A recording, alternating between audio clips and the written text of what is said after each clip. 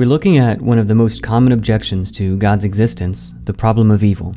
In fact, Hank Green at CrashCourse describes it as the biggest problem in theism, the problem of evil. Drew, GMSkeptic, says of the problem of evil, the fact remains that when it comes to the problem of evil, Christianity doesn't hold up. If it's so serious a problem, let's take a look at it.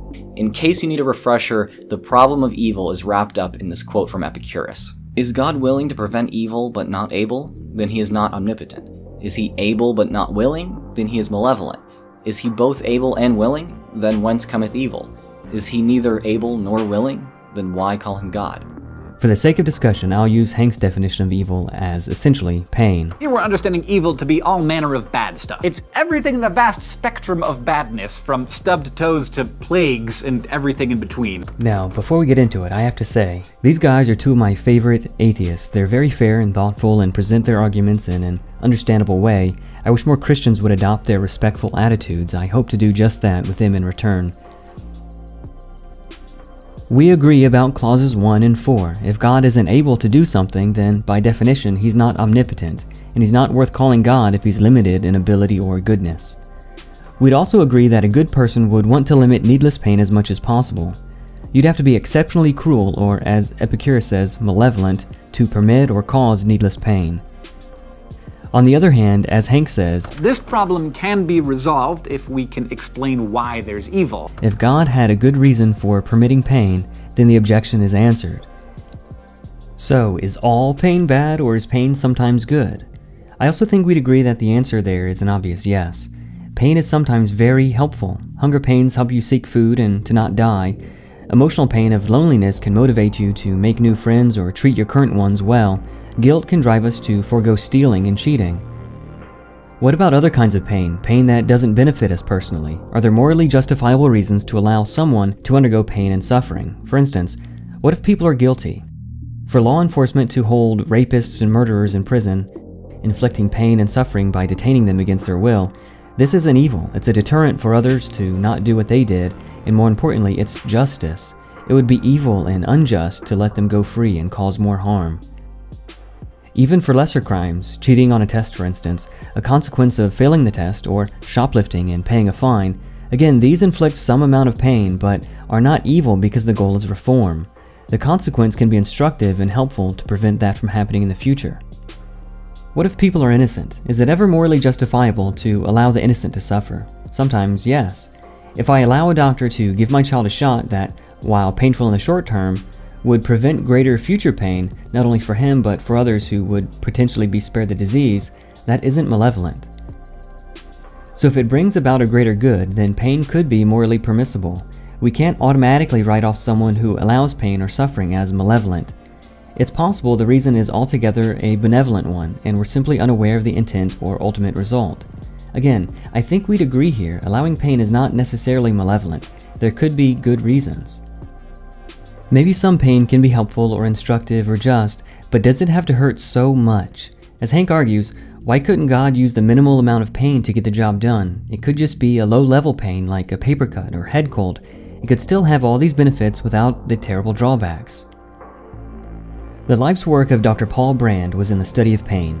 He and his colleagues spent many years and millions of dollars studying it, and in particular, people who couldn't feel it. So they attempted to create an artificial pain sensor that warned people with pain insensitivity. They used sensors with lights and buzzers to warn them to stop doing something before they injured themselves. Dr. Brand's research revealed 3 things. 1. If pain doesn't hurt, really hurt, it doesn't get our attention or prevent harm. We can happily ignore it. So, Dr. Brand dropped the lights and buzzers and instead tried electrical shocks so that it really grabbed the user's attention, which revealed a second finding. When pain was induced, it did work to stop the harmful action. However, his patients would simply turn off the machine to avoid the pain, do the thing that harmed them, and then turn it back on again. For pain to be effective in its role of keeping us safe, the switch has to be out of the user's reach. 3. Dr. Brand says, the one legitimate complaint you can make against pain is that it cannot be switched off. It can rage out of control as with a terminal cancer patient, even though its warning has been heard and there's no more that can be done to treat the cause of pain. But as a physician, I'm sure that less than 1% of pain is in this category that we might call out of control. Maybe Dr. Brand was biased and his percentages were wrong, but at minimum, the objection, why didn't God make pain minimally painful? The perhaps shocking answer from the Christian perspective is, He did. Maybe pain has to hurt and be outside of our control, but what about the 1% of out-of-control, pointless pain? Or what about natural evil? Yes, that is a separate category in need of its own explanation. A famine or hurricane isn't justice. They're seemingly random and wholly unfair. What redeeming value could they possibly have? Who could benefit from those things? Why would a good God allow them to happen?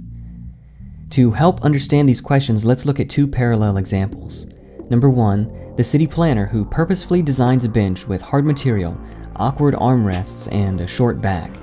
It's better than nothing, but not by much. He easily could have made it more comfortable. But why didn't he?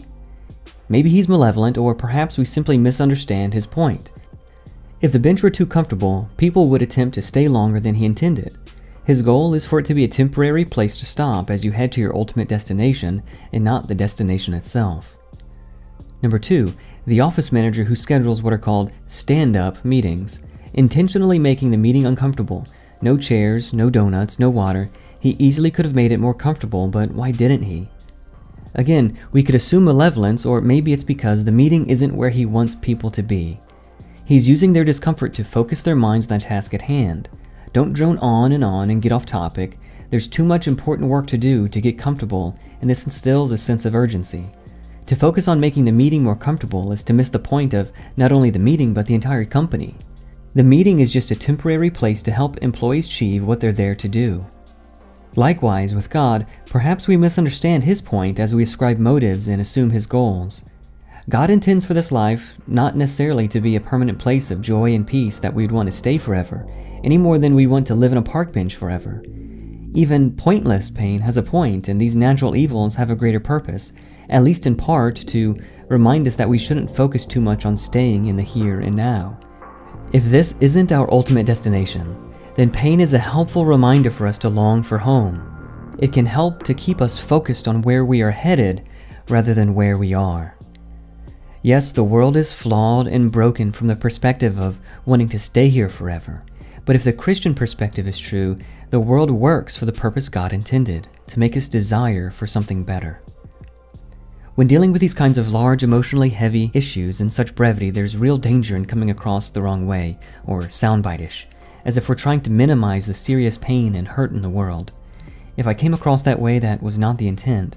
These explanations are meant to only be introductory principles, not exhaustive explanations why every bad or terrible thing happens. The emotional problem of evil is one that everybody has to grapple with in their own lives. It's difficult and ugly. However, at the very least, I hope that I've shown the situation with the logical problem of evil is more nuanced than Epicurus presents, and not as unanswerable as Hank presumes. I'm very interested to hear your thoughts, especially if you disagree. Leave a comment below and I'll think about it.